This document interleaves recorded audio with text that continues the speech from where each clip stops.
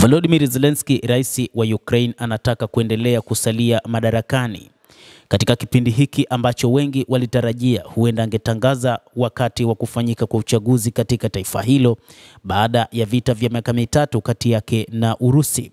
Sasa rais huyo wa Ukraine amewasilisha mswada wa kuongeza muda wa sheria ya kijeshi nchini humo kwa siku nyingine 90, jambo ambalo lingeondoa uwezekano wowote wa kufanyika kwa uchaguzi mpya wa urais ndani ya muda huo.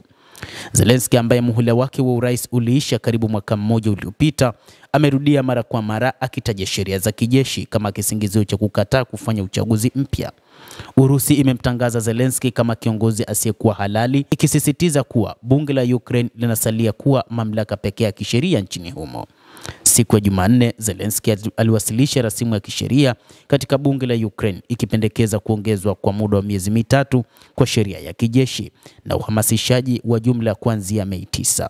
Kulingana na sheria ya Ukraine, uchaguzi hauwezi kufanywa.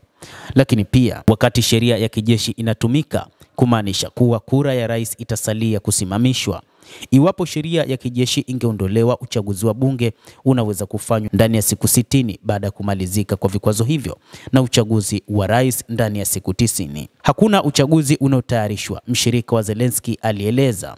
Miswada iliyowasilishwa inatarajiwa kuidhinishwa na bunge kati ya Aprili 15 na 18.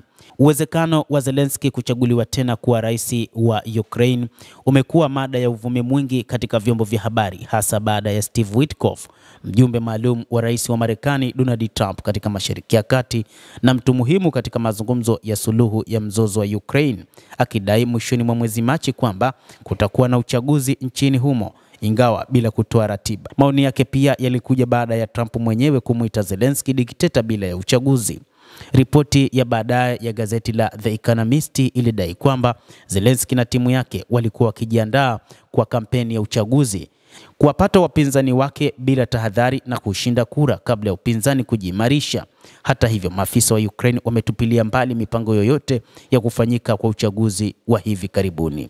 David Arahamia, mkuu wa mrengo wa Zelensky katika bunge, alisema kuwa vyama vyote vya bunge na vikundi vimekubaliana kwamba uchaguzi ufanyike miezi 6 baada ya kuondolewa kwa sheria ya kijeshi.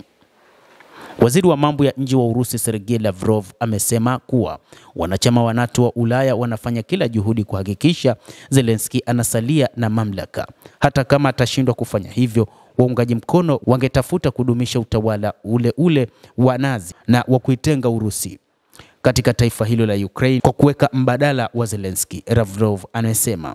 Basi mtazamaji, endelea kutufuatilia na usisahau kulike, usisahau kucomment, kadhalika na kusubscribe channel hii ili upate habari hizi kwa mapana hapa The World News. Naitwa Adam Hussein.